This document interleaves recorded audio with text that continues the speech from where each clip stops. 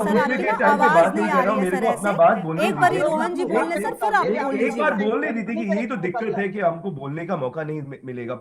तो मेरा दिक्कत की बात नहीं है, आप बात ही ऐसी कर रहे हैं मैं तो पहली जानने बार जाता हो हूँ रही है, पांच भाई पॉइंट पहली में बार एफआईआर नहीं 2023 हो के रही है हमारे दिसंबर देश में। में भाई। ए भैया, ऐसे 1952 मत से हम कीजिए, देश थोड़ा में तो बिहेव लगातार कीजिए ना। कंटिन्यू हमारे भाई देश में आपके एफआईआर जब हुई है, बोल कितना रहे थे तुरंत हुआ, मैंने क्या आपको किसी को टोका दिक्कत हुई उसमें। कि कैसा है खुशबू जी? आप इनको ही अवधेश बोलने जी दीजिए। सर एक सेकेंड, लेट हिम एक फिनिश। सेकंड के लिए बोलने और तो उसके दीजिए। बाद सर अपनी बारी में आप बोलिए, क्योंकि ऐसे तो सर कुछ भी समझ नहीं आ रहा ना, आप कुछ कह भी रहे हैं सर तो समझ में नहीं आ रहा बोलने है ही वो। नहीं देखिए एक कहाँ मिनट सर, से वो आपके। कंप्लीट कर ले, मैं आती हूँ आपके पास। जी रोहन जी प्लीज, अब आप अपनी बात पूरी करें। हाँ, जी 2000 तो जब इलेक्शन कमीशन का प्रोसेस चेंज हो गया, पहले क्या था? पहले था प्राइम मिनिस्टर था, लीडर ऑफ ऑपोजिशन था और चीफ जस्टिस ऑफ इंडिया था। बीजेपी के जमाने में क्या हो गया कि उसको हटा के उन्होंने कर दिया कि एक उनकी तरफ से एक मिनिस्टर, कैबिनेट मिनिस्टर रहेंगे। तो सबसे पहले तो ये गणेश कुमार ऐसे ही आए कि प्राइम मिनिस्टर और कैबिनेट मिनिस्टर इधर पे अमित शाह थे। तो सबसे पहले तो वही है हम लोग का सबसे बड़ा दिक्कत। फिर आइए, फिर ये मैटर जब सुप्रीम कोर्ट में भी गया, सुप्रीम कोर्ट भी इसको बोला कि ये सही नहीं है, चीफ जस्टिस को ही रहना चाहिए था। लेकिन बीजेपी गवर्नमेंट आने के बाद क्या किया? पूरा लॉ ही चेंज कर दिया, पूरा संविधान ही चेंज कर दिया। फिर अच्छा आते हैं नेक्स्ट पॉइंट पे। अच्छा। आते हैं कि पॉइंट आप देखिएगा, बिहार का जब इलेक्शन हुआ, इसके फोटो, ये महिला वोट देने जा रहे हैं, इतने महिला दिए हैं, बहुत अच्छी बात है। तो हम लोग जब बोल रहे थे कि हम लोग को सीसीटीवी फुटेज चाहिए था महाराष्ट्र और हरियाणा का इलेक्शन का, तब क्या बोला गया इलेक्शन की तरफ से कि महिला की इज्जत के लिए, महिलाओं के प्राइवेसी के लिए ये सीसीटीवी फुटेज नहीं देंगे। ठीक तो है। देखिए, एक पहले तो अब आते हैं सर में।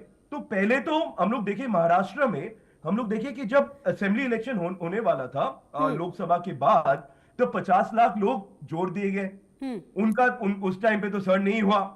फिर हम लोग का, जब हम लोग ने ये मुद्दा उठाया कि वोटर कैसे बढ़ गए, फिर हम लोग देखे बिहार में अगस्त महीने से एसआईआर प्रोसेस शुरू हो गया। ठीक है। अच्छा हम रोहन जी देखिए, हाँ, अब सवाल तो सर यही है ना कि देखिए अगर मैडम, अगर ये एक तो सेकंड पूरा सर, एक अब आपने इतनी सारी सीक्वेंस में बातें है कही ना। हैं सर, बिना रुके एक सेकंड सुन लीजिए। अब इतनी सारी बातें कही, सुन लीजिए। अब जो इतनी बातें आपने कही हैं, अगर इतना ही सब होता तो फिर बीजेपी अपने दम पर ही सरकार ना बना लेती लोकसभा चुनाव, लोकसभा में। और उसके अलावा जब बाकी राज्यों में सर आपके हिसाब से चीजें होती है, तेलंगाना, हिमाचल प्रदेश, कर्नाटक, उसमें आप थोड़ी थोड़ी बातों को कहकर आप कहते हैं हाँ हाँ हम तो वहां का भी लेके आते। एक second sir, let me finish.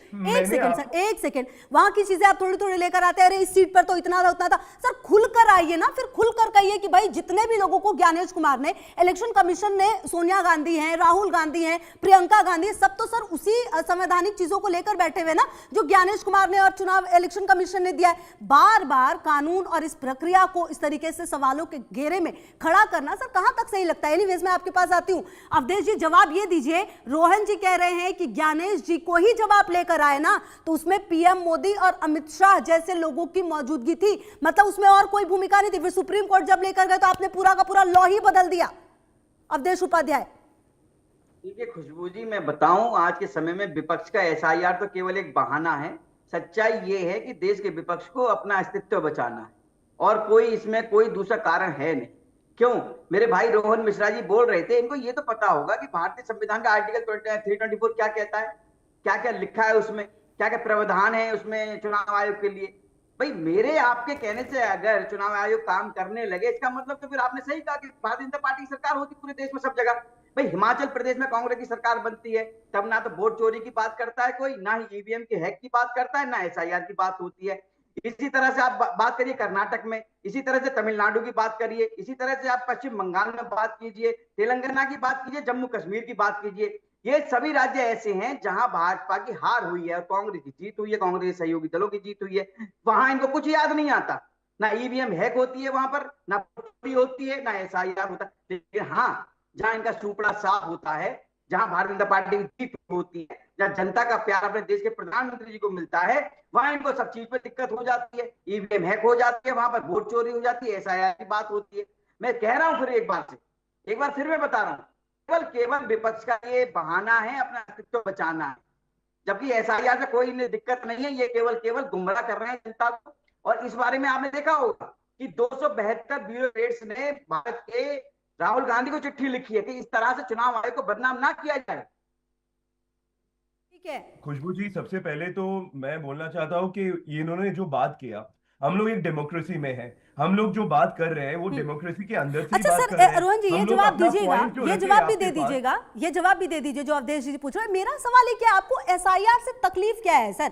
SIR तो यही है ना कि पहले भी हुआ है, अब भी हो रहा है, सीधा सीधा कि भाई जो मतदाता नहीं है वो नहीं रहेंगे, जो देश के हैं ही नहीं उनको क्यों अधिकार मिले? मतलब प्रॉब्लम कहाँ पर है रोहन जी? जी। मैडम, हम लोग का सबसे पहले तो मैं तो बंगाल से आता हूँ। हम लोग हाँ। के बंगाल के जो प्रेसिडेंट है, आप देखिएगा, और जो मैंने भूतपूर्व लोकसभा के नेता थे, अजीत जी भी, शुभंकर दा भी, जो दो चीज हम लोग एसआईआर के खिलाफ नहीं है बंगाल में, हाँ। प्लीज एक बार समझ लीजिएगा। हाँ। हम लोग क्या बोले हैं, जो आपने भी अपने बयान में बोल रहे थे, मैं सुन रहा था जब, कि एसआईआर प्रोसेस, बंगाल में 8 करोड़ के ऊपर हम लोग का पॉपुलेशन है। हम लोग 2024 के अगर वोटर लिस्ट देखेंगे, हाँ। 60 करोड़ 80 लाख की तरफ वोटर है। ठीक तो है। बीएलओ जो हम लोग अभी जो इलेक्शन कमीशन दे रहे हैं, हाँ। तो बीएलओ है फुल टाइम टीचर्स।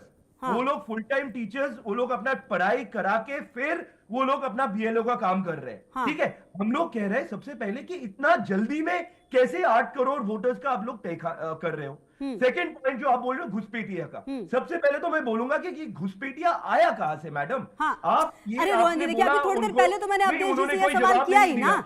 आप नहीं, ये नहीं, उन्होंने मैंने कोई तो जवाब पूछा ही नहीं भाई दिया ना 11 मैडम। साल से जब आप गृह मंत्री तो फिर घुसपैठिया क्यों आ रहा है भाई? ये सवाल तो है ही। और जो हाँ, लोग जा रहे हैं वो सुनिए घुसपैठिया, ये तो फिर आपकी जिम्मेदारी है पूरी की पूरी, आपको निकालना पड़ेगा। ये तो मैंने ये सवाल बात किया। अच्छा अगर हम रोहन जी, बोलेंगे तो हम आप लोग जो ये anti-national बीएलओ वाली बन बात जाएंगे कह ना। रहे हैं, आप लोगों ने हाँ। भी तो बीएलओ बिठा रखे हैं ना, फिर वो लोग निगरानी कर पा रहे हैं कि दिक्कत कहां पर आ रही है?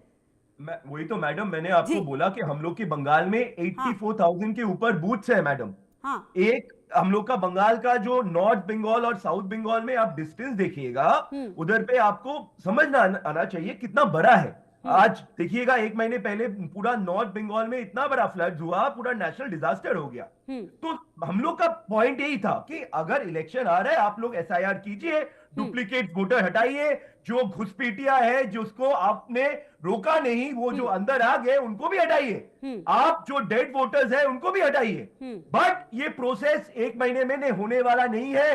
ये हाँ। प्रोसेस मैनिपुलेटेड होगा अगर 1 महीने में आप लोग करेंगे। हम लोग का दिक्कत इधर है मैडम।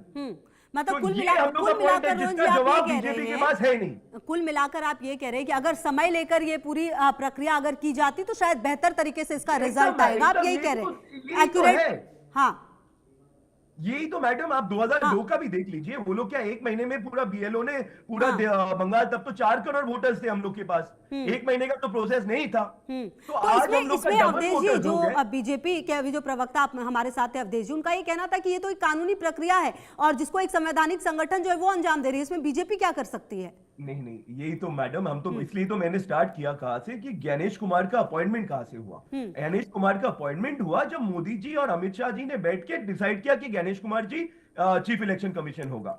आप देखिए, 1 नेशन 1 इलेक्शन बोलते थे, बीजेपी ने इतना बड़ा एक कमेटी भी रामनाथ कोविंद के अंडर कर रहे हैं। तो आप देखिएगा, तो 2024 के बाद 4 स्टेट में जब इलेक्शन हुआ, झारखंड और जम्मू कश्मीर अलग से किया, हाँ। और फिर महाराष्ट्र और हरियाणा अलग से किया। तो ये क्यों हुआ था? तो ये लोग ही बोल रहे हैं कि हम लोग के पास इतने सब रिसोर्सेज है, इलेक्शन कमीशन के पास इतना रिसोर्सेज है कि पूरा देश का इलेक्शन, असेंबली और पार्लियामेंट एक साथ करेंगे। फिर जब आया 4 स्टेट, तो आप देखिए ना, हम तो एक चीज को लेके पकड़, हम तो पूरा एक सीक्वेंस से हम आपके पास अपना बात रख रहे हैं। ये हम लोग का डेमोक्रेसी में हम लोग का राइट्स है। लेकिन हम लोग बोल रहे हैं कि जो जी। प्रोसेस हो रहा है ये मैनिपुलेटेड है पूरी तरह से। ठीक है। अच्छा, लेकिन इसके रोहन जी खिलाफ आप देखिए, हम लोग- अगर आप चुनाव आयोग की बात करें तो चुनाव आयोग ने 12 जगहों पर तो ये एसआईआर करने की बात करी, लेकिन आसाम को अलग कर दिया वहां की परिस्थितियों को समझते हुए। मैडम, आप खुद ही बोल रहे हो। आप देखिए ना, बंगाल में जो बीएलओस भी कितने सारे उन्होंने एक तो मैं तो देखिए, मैं किसी का सुसाइड किया ये तो जब तक तहकीकात नहीं होगा नहीं मैं बोल नहीं सकता, लेकिन 10 के आसपास लोगों का देहांत हो गया। बहुत सारे लोग सुसाइड करने का आरोप आ रहे हैं। तो ये प्रोसेस तो आप बोलिएगा, एक इंसान भी अगर इंडियन किसी का जिंदगी चला जाता है तो इसका रिस्पॉन्सिबिलिटी किसको लेना पड़ेगा? इलेक्शन कमीशन तो बोलेंगे कि मेरा रिस्पॉन्सिबिलिटी नहीं है, फिर आएंगे स्टेट गवर्नमेंट, फिर आएंगे सेंट्रल रिस्पॉन्सिबिलिटी गवर्नमेंट। कैसे नहीं? बिल्कुल है, बिल्कुल है रिस्पॉन्सिबिलिटी रोहन जी, कैसे रिस्पॉन्सिबिलिटी तो लेनी पड़ेगी।